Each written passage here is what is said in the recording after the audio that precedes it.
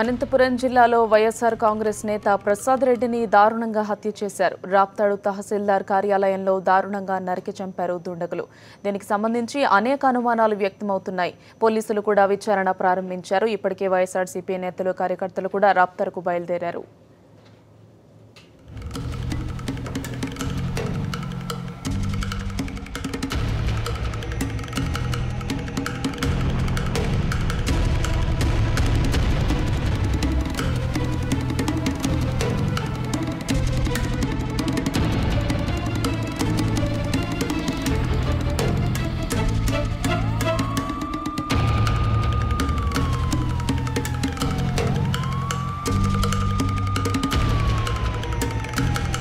ఈ దారుణానికి సంబంధించి మరిన్ని వివరాలు మా కరెస్పాండెంట్ శివారెడ్డి అందిస్తారు. శివారెడ్డి, చెప్పండి, ప్రసాద్ రెడ్డి హత్యకు సంబంధించి మీ దగ్గర ఉన్న అప్డేట్స్ ఏంటి?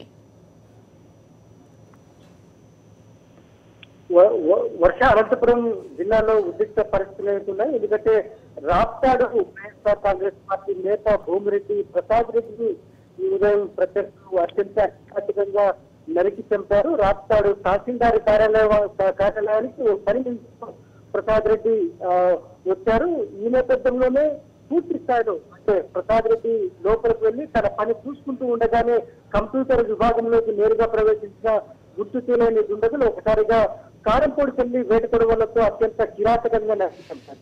ఈ ఘటనలో పూర్తి స్థాయిలో అక్కడికక్కడే ప్రసాద్ రెడ్డి నేలకొరిగారు. ఎందుకంటే సుమారుగా 5 నుంచి 7 మంది దాకా ఈ ఘటనలో పాల్గొనడం, ఒక్కసారిగా వేటకొడవలతో దాడి చేయడంతో ఎంఆర్ఓ కార్యాలయంలోనే ప్రసాద్ రెడ్డి దుర్మరణ పాలయ్యారు. ఈ ఘటన తెలుసుకున్న ప్రసాద్ రెడ్డి అభిమానులు, వైఎస్ఆర్ కాంగ్రెస్ పార్టీ నేతలు, కార్యకర్తలు పెద్ద సంఖ్యలో రాప్తాడు మండల కేంద్రానికి చేరుకుంటున్నారు.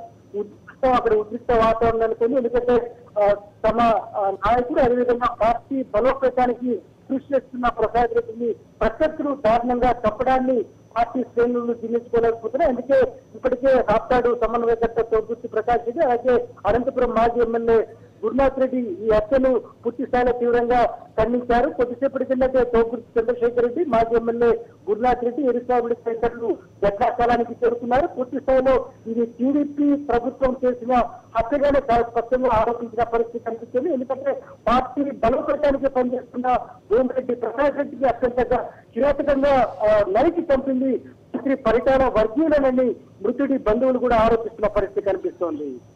వర్ష